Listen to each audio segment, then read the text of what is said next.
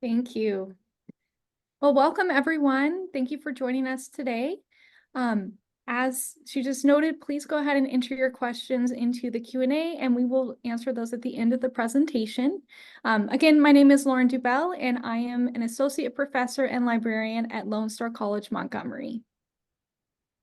And hello, everyone. I am Monica Gonzales. I'm a kinesiology faculty member at Lone Star College Online. And some information shared today may be reminders for some and confirmation for others. And for others, this may be the first time you hear this information. So because we have a wide range of audience members, we will start from the beginning and cover critical thinking broadly and then move into more specifics about the topic a little later. This presentation was written to focus on online classroom and critical thinking. However, this information shared is transferable to any modality of teaching. And again, we thank you for joining us. And we're so happy that you're here. And if you feel free and you want to let us know where you're at, where you're, if you're in Florida or Japan, wherever you are, if you want to put that in the chat, you can kind of let us know so we can kind of see what perspectives we kind of have in the room today. And we're so happy that you're here. So today we're going to be looking at a few different things. First, Monica's going to be talking about critical thinking starting points, some teaching tips, the student mindset, and some of the student services and support reminders that we have for your students and for you. And then I will be talking about how we implemented critical thinking and assessment in our academic library here at Lone Star College Montgomery, talking about student support, faculty support, and an assessment that we ran. And as we mentioned, there will be time for questions at the end of the session, so please feel free to plug those into the Q&A. So during the session, just to kind of keep you engaged and figure out what you want to do in your own environment, try to think of at least 3 takeaways that you can use in your own classroom or working environment. So here we go. So critical thinking is a 21st century skill that is one for that is sought after for most employers. We're going to look for in their is a sought after skills employers look for in their employees. Well-developed critical thinking skills can help solve problems and create new ways of thinking, living, and functioning in an ever-changing world. We're looking at the 21st century skill through the lens of the general education curriculum. We are in Texas, so one of the requirements to be considered core complete for all students seeking an associate's or a bachelor's degree is to demonstrate the skill of critical thinking.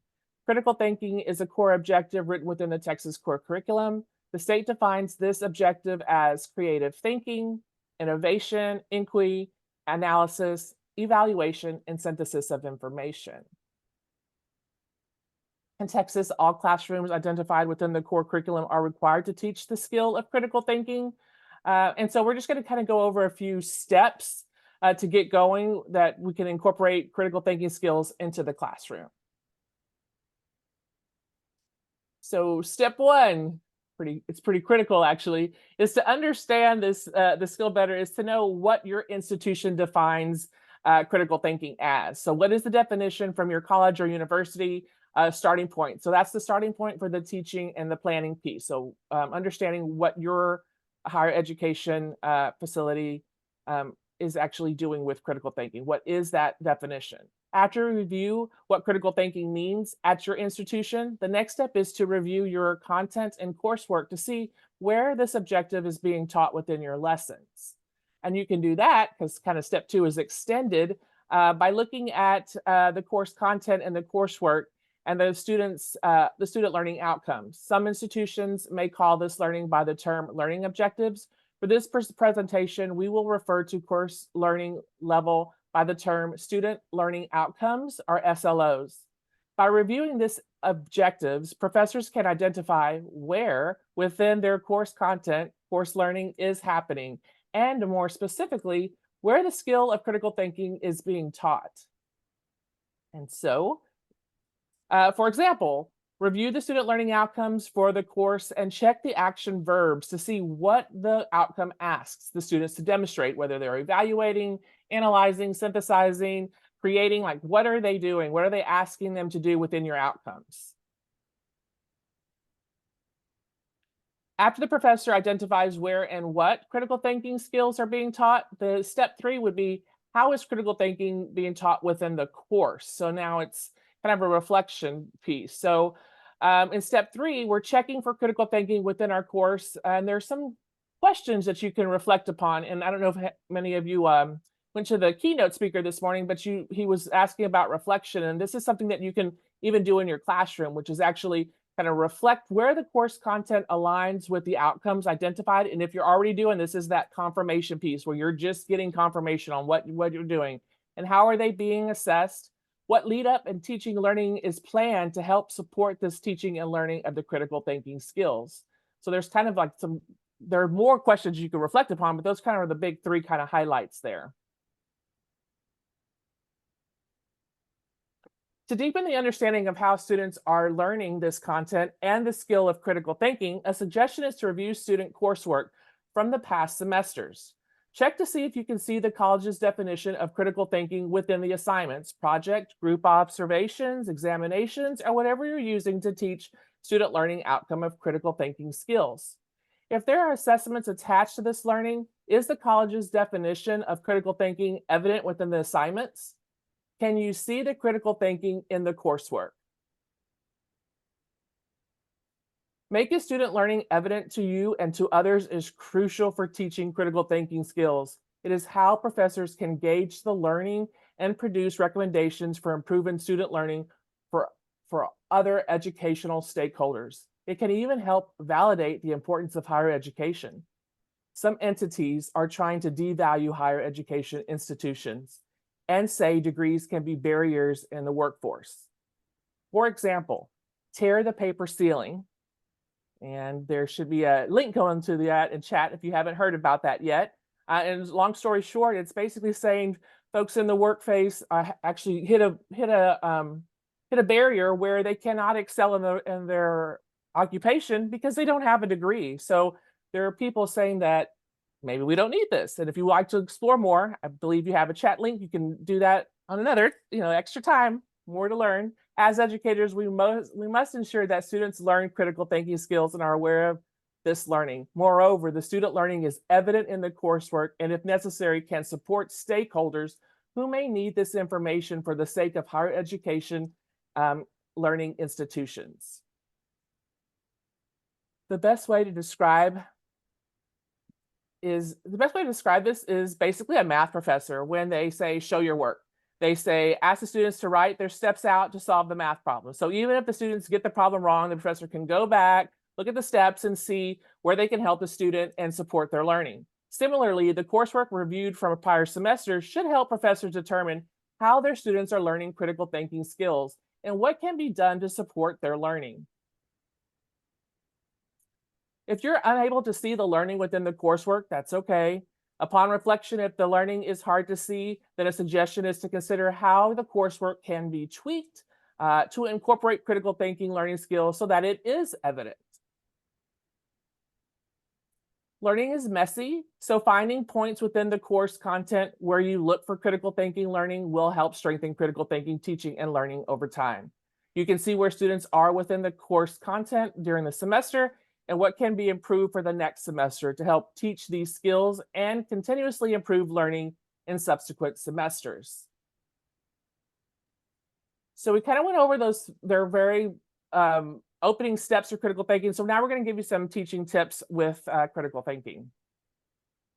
This sounds like a no-brainer, but the more details you can provide for students, the better, especially in an online environment.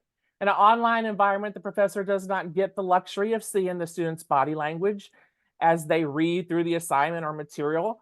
This course, the cues can help the professor adjust and provide more support if needed.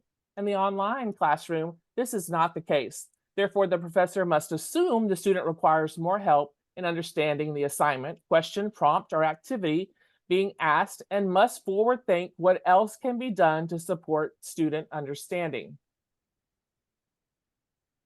So rereading the assignment instructions from the lens of a new college student helps make the written instructions more precise, Are there abbreviations within the instructions that need to be explained?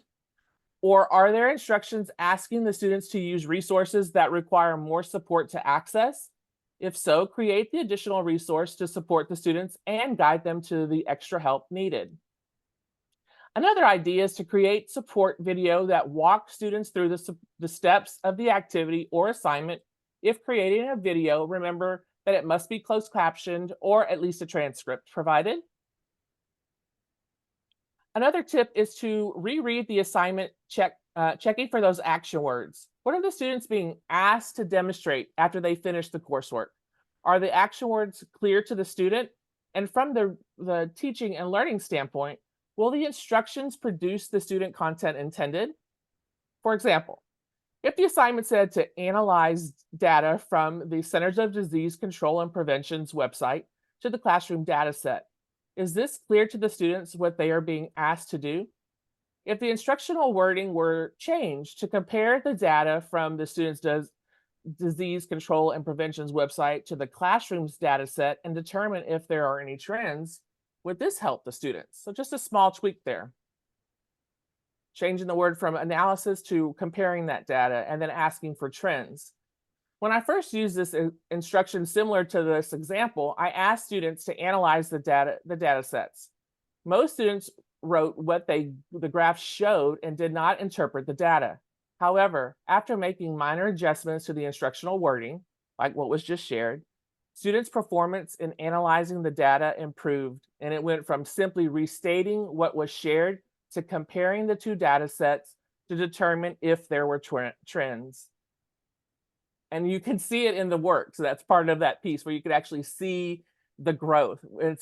It's really rewarding because you can see how you can help your students continue to develop those skills. They're getting the course content and they're walking away with that critical thinking that they need for the real world. Another tip is to allow students to multiple attempts to demonstrate the skill of critical thinking within the course, to practice critical thinking. If in your course analysis is comparing information, then provide several opportunities for students to practice this and give feedback to them. Students may need support comparing the information or gathering it from a credible source. That's a big one. We need to be able to figure out what is a credible source. So teaching critical thinking and reinforcing the learning within the class, sequencing the final assessment for the critical thinking toward the end of the semester, after students have multiple attempts to practice this skill with you, can improve students' performance on the final assessment. Another example of the practice tip could be the idea of perspectives. To illustrate, in a class, a professor asks students to analyze cultural perspectives and make an informed judgment about them. Studying different cultures or preparing students for an upcoming election year requires critical thinking skills. Acquiring credible information and discussing sensitive topics respectfully while displaying critical thinking skills will take practice. A suggestion is to plan the semester in chunks, teaching students the skills in phases. The professor knows his or her content best and what makes the most sense in chunking information and practicing the content. As mentioned earlier, sequencing the final assessment of critical thinking skills toward the end of the semester will help students. It provides time for students to develop the skill of critical thinking by practicing it with you. The final assessment can become your checkpoint, or it may be your checkpoint to review how your students are learning the skill of critical thinking over time within your class. This checkpoint will help instructors develop creative ideas to help improve students' learning of the skill. These ideas are encouraged to be shared with colleagues and interdisciplinary discussions to develop instructional teaching strategies to help students learn critical thinking skills and reinforce this learning throughout all of the students' courses.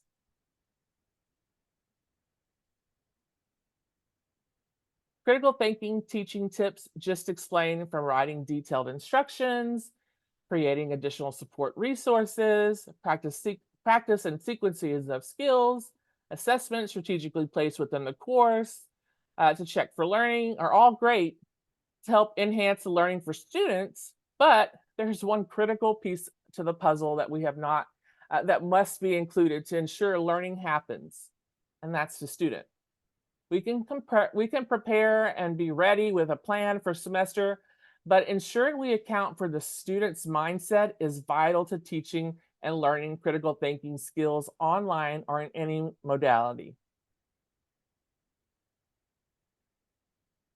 Some students are coming to community colleges or colleges straight out of high school and after a break, or after a long break. Let's look at the statistical data from the National Center for Education Statistics webpage.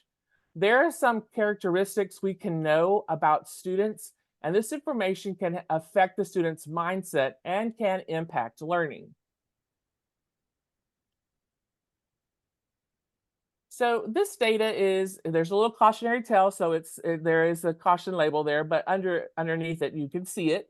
However, it can be viewed as a general, or in general, students are working and attending undergraduate courses at about 40% of full-time students were working 15 hours or less in 2020.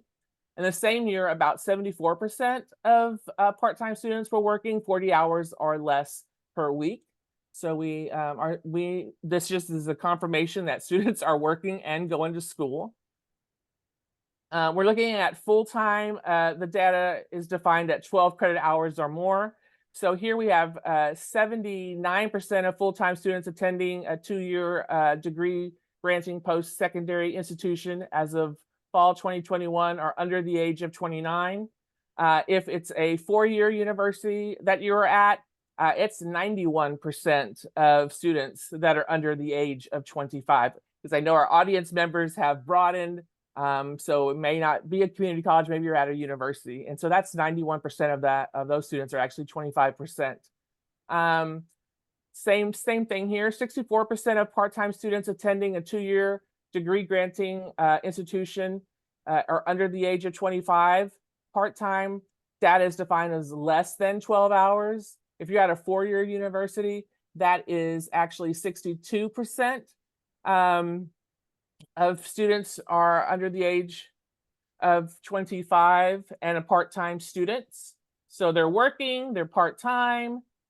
So what we know about students attending 2-year universities or an institution altogether is that they're working and attending school. They're mainly under the age of 25. We can assume they have a life responsibilities that must be managed and attend while they're attending school as families, hobbies, community church, whatever else that they're doing that they're interested in doing. And we could also think about with all of that happening, we know that actually distraction is part of it. So we know about students attending 2-year institutions, they have a lot going on in their lives and can be distracted, which makes it hard to learn. So distraction is a mental state that makes things a little difficult while learning.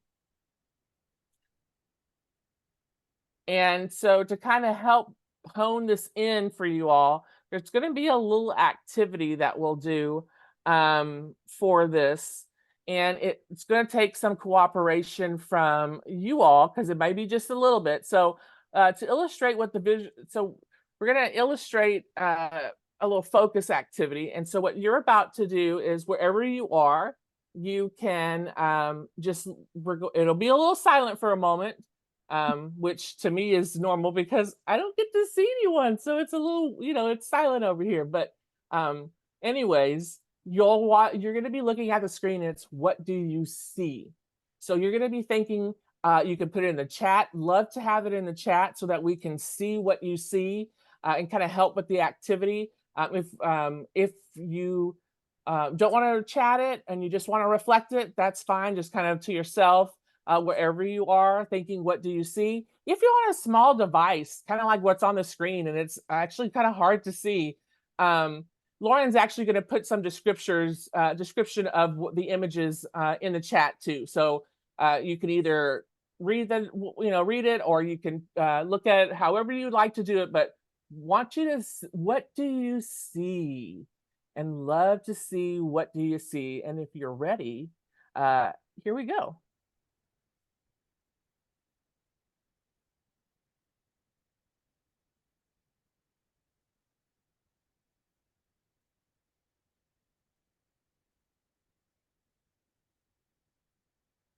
Big picture, what do you see?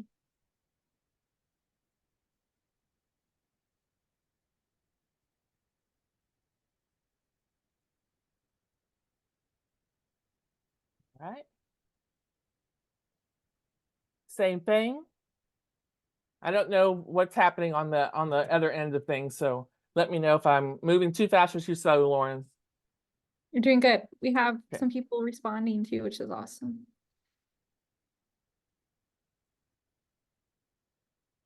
We're getting some comments that it may be an alligator. So what do you see? Looking at the big picture, all the, yep, you're doing awesome. Okay, keeping going. What do you see?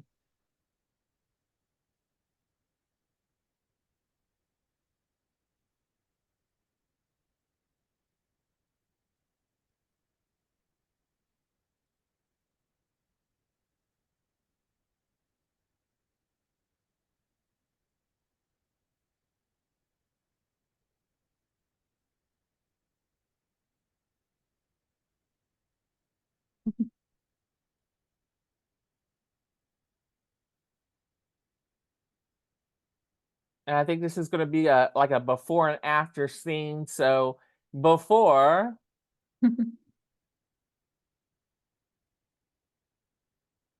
and after. Remember, we're thinking about mindsets, thinking about what's going on. So this activity started with the nature scene with trees circling the body of water in a small blob, which we'll call a log, that was hard to see in the middle of the scene. Imagine the scene as your student's mind. So all of that going on that you saw there are filled with everything they care about and are doing that can be a distraction, be distracting from learning, distracting them from their professor and their classroom. Because the log and the turtle represents, the turtle is actually the student, and we're kind of that education, that stream that's going to hold that student up, that they need to have that power, that knowledge, that peace that they come to school for, that learning, that critical thinking, all of that important information to kind of help those students along. That log is the image that represents the class lessons and the educators who are teaching them. The turtle is the student. Just like the log floating in the middle of everything, it symbolizes how most students think of school. They may be present, but their minds think of school as off in the distance, you know. So they're there, but they may not be there. The goal is to plan critical thinking skills within your lessons that allow students to practice them. Pull students into the content so you support them, and being aware of their distractions, think proactively to help students connect with the learning. For example, reflection. Include learning checkpoints that allow students to share their reflections about the content. Is an excellent way to identify who may need more support or is distracted and who's ready to think deeper about content.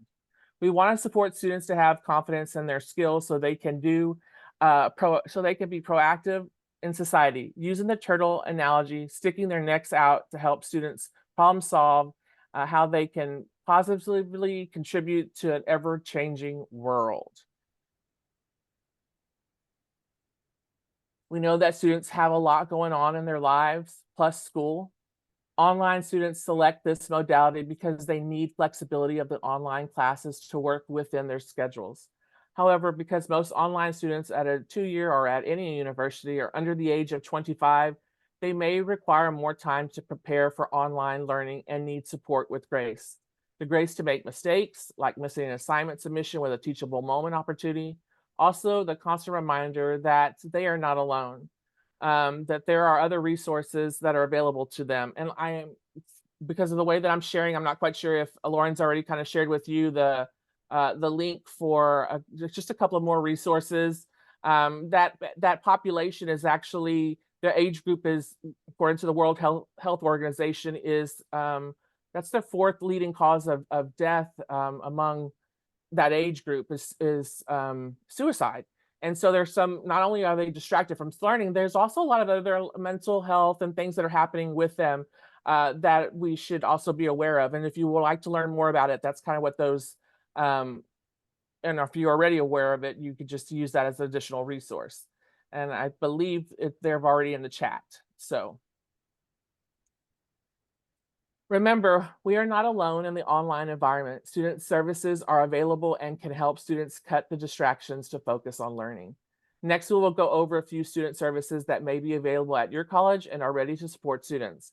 Please know that this is not an exhaustive list and that colleges may call these services by different names. If the service is not mentioned, please understand that due to time limits, this presentation only covers a few services, and that all student services are vital to student success. So we're just going to name a few. So academic advising, this service is ready to serve students and to help plan a pathway for students to have a degree or a certification who may need this support. They can also assist with registration and other class scheduling support. Counseling services, we know that this age group of online learners is mainly students under the age of 25. This age group is fragile, and supporting students by connecting them to their outlet to help sort through their life circumstances and emotions is necessary. If you see a decline to participation or coursework quality, a gentle reach out and ask how they are doing, and providing students with counseling services contact information can be the support that they need. Additionally, they also have accessibility services.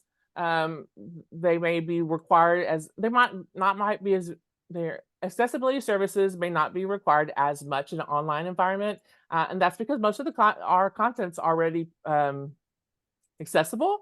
But however, you can always remind your class about these services, and who knows, they may, as you know, they may need it as a new student returning. They didn't have it before, but now they need it. And so just making sure that they know that those accessibility services are there. Another service to support students is early alert system. At the Lone Star College, this is a collaborative system between faculty and staff, students to help students get back on track academically. This is from the Lone Star College Parks website, that the goal of early alert system is to promote academic success by connecting students to resources to improve student motivation. Library services. This service offers many services and supports learning. Faculty members are encouraged to connect with their librarians to collaborate and help students. Critical thinking skills require credible information, and the best place to find that is at the library. And with that, I will turn it over to Ms. Dubell. Thanks, Monica. So I'm going to talk about how the library can support the teaching and learning of critical thinking skills, and I'll give you some teaching tips on these skills as well that you can use in your own courses. So in my current role as a librarian here at the Lone Star College, Montgomery, and in my past positions at academic libraries, I have seen how the library can support students and faculty. So today I'll be sharing about some student and faculty resources the library offers, and I will be discussing a critical thinking assessment that we ran over the last 3 years here at Montgomery to illustrate how you can incorporate this into your own coursework. So some student resources academic librarians offer is how to find sources. So we really teach information literacy skills. So information literacy is the ability of students to find, evaluate, and use information effectively. And what Monica mentioned earlier, it's finding credible information.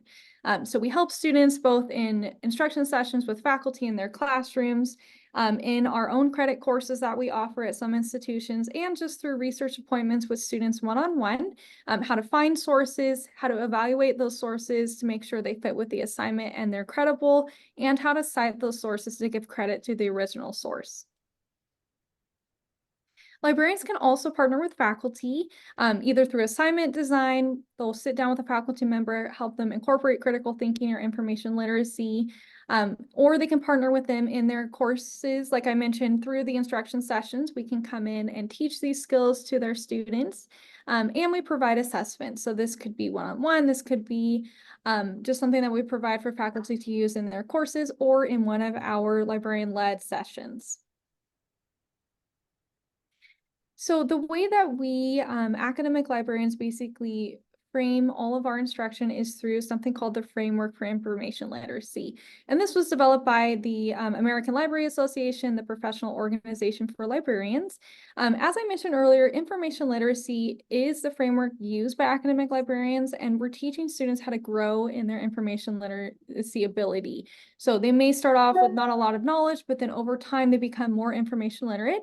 And even after school, college, they continue to do that. Within the framework, there are 6 frames, and each includes a knowledge practice and a disposition. The knowledge practice is a practical application of the information literacy skill, and the disposition demonstrates the presence of an informed mindset or a critical analysis of available information. So this is what we're trying to get the students to do through the disposition. You can see there's an example of a frame here, searching as strategic exploration. This is one of our main info literacy frames. The point of this frame is to ask the students to go beyond just looking at one source and to find relevant information within multiple sources. They can become proficient in this frame by learning how to revise their searches, edit their searches if they're not finding credible information. And they may understand through this process that the first time they search, they may not find all the information they need. Throughout this frame as well, they should be able to define the key issues or problems, examine the information to see if it fits within their research topic, and combine ideas to present a new concept or perspective, which is all focused on critical thinking. A little deeper into the frame, as I mentioned, searching and strategic exploration, you can see the knowledge practice and disposition I just talked about. But within the connection to critical thinking, again, information literacy, critical thinking, they're really combined. It's just how they work together. But a few things that students can do to develop those critical thinking skills as well is to come up with a search topic and keywords they can use to search for information or sources on that topic. They can review the literature on that topic to determine if the sources are relevant. And of course, they're always reviewing the sources themselves for accuracy and credibility. So to illustrate just a little bit more about how we actually use this frame, it's a little bit theoretical at this point. I'm going to talk about an assessment that we ran here in Montgomery. So when we are teaching students information literacy skills and critical thinking skills, of course, as Monica mentioned, a really good way to gauge their understanding is through assessments, as we all know. So I'm going to talk a little bit about what we did here, what we're trying to ask our students to do. This is more of an entry-level course. We're asking them to find one authoritative source on a topic. So we give them 15 minutes and they're able to find a source. So one of the things that we do is we talk about the authority of a source. Why is it authoritative? Looking at different aspects, which I'll get into. But in this class, we are, again, trying to gauge their understanding of can they find resources and can they assess those for credibility? So they're using the critical thinking skills. As I mentioned, this was over a period of 3 years. This is a system-wide goal that we're looking at, one of our student learning outcomes that we assess throughout all of the different libraries across the system. It's a little bit different at each campus, and at Montgomery, then we did it this way. So the first year we asked the students just to evaluate the authority of a source, and we didn't give them any criteria. And I will talk a little bit later about how I came up with criteria that they can use to assess a source. But at the beginning, it was kind of open-ended. As Monica described in her talk earlier, if assignment instructions are not very clear, sometimes students don't know what they're asked to do. So I'll show you a little bit of the data later. They weren't really at a good threshold for what we were looking for. In the second year, then the librarians developed 4 criteria the students could use to actually evaluate the source. And this, what we came up with is creator, so who came up with the source, who wrote the source, the publication, so what type of publication is it, the purpose, why was the source created, and evidence. And within evidence, we're asking the students to either find sources that corroborate the information, or if there's references within the source, like an academic article, to find those sources too. So we developed those criteria in the second year. Now, we still weren't seeing a lot of improvement. So in the third year, we added in some instruction from the librarian. So the librarian had already been explaining how to find sources and how to evaluate them and walk the students through that. But in year 3, what we did is we found a source and then we looked at each of the criteria, different types of sources, so that students could see how we did it so they could apply that themselves when they were doing the assessment. So the data itself was collected through Microsoft Form, each year I assess that data each semester to see how the students are doing, and we look at the trend data. Also to assess it, there is a rubric I developed that looks at how the students are evaluating the source and what criteria they're using to do that. Our beginning students, we're looking at just one criteria that they can use to make sure it's credible. Again, they're becoming information literate. So at the very top level, we're looking at 3 to 4 criteria that they're using. So a little bit about the data. So these are the results, as you can see. So over time, we're looking at if they're able to find the authoritative source. So a lot of times students were able to find the source, but they couldn't do the next step and critically explain why it was authoritative. So that's what we were trying to get to with the students. They find the source and then they talk about why it is. So you can see in year 3, when the librarian started teaching the students how to evaluate the source based on the criteria and demonstrate that for the students, they were better able to explain why the sources were authoritative. Also, a handout was provided with the criteria so the students could refer to that when they were doing the assessment. And you can see that their critical thinking skills improved as a result. So including teaching methods like a handout, a verbal explanation, we also have a video that we provide as well. It kind of gives them different tools that they can use to understand the material. And as Monica mentioned earlier, as I said, providing detailed instructions in year 3 really helped the students understand what we were looking for when we asked them to find and evaluate the information. So this was one of the steps that we were missing in the first 2 years we ran the assessment. So of course, the data shows the implementation of multiple learning tools improved the student learning and the adaptation of critical thinking skills. So there's a lot more I could say about that we don't have time for today, but as I mentioned, this is one that we're running every year. So when I look at it again in the spring, then we'll see, if we need to adapt our session a little bit more. But always revising presentations, seeing how your students do. Maybe one semester they're really great, the next one maybe something's missing. Kind of keeping an eye on that will always help. Revising the presentation, including additional teaching tools like a handout will also help your students become and able to express the skills that they're learning and actually do that. As I mentioned, when we demoed the evaluation of the source with the criteria, the students really understood what we were looking for at that point. And of course, critical thinking, we're all here because we're really interested in that. We think that's really important for students, but it helps them evaluate information in their own disciplines and also in the real world once they leave the college or university setting. So just a few recommendations. If you haven't partnered with your librarians at your campuses, I highly encourage you to reach out. Also universities, a lot of times librarians are assigned to different disciplines. They have their master's degrees or more in those fields. But you can partner with them to create assessments, to incorporate information literacy, critical thinking, or any type of assessment within your course. And again, if you haven't reached out to your campus assessment teams, they have a ton of resources that will really give you some ideas of how to start doing this if you haven't done it, or how to add additional tools or tips into your courses. And these are the references that we use today. And now we have the last about 5 minutes for any questions. Thank you, Lauren and Monica. So far, we don't have any questions either in the Q&A or the chat. Kyle does request that you please go back one slide. I guess she needs references. Thank you.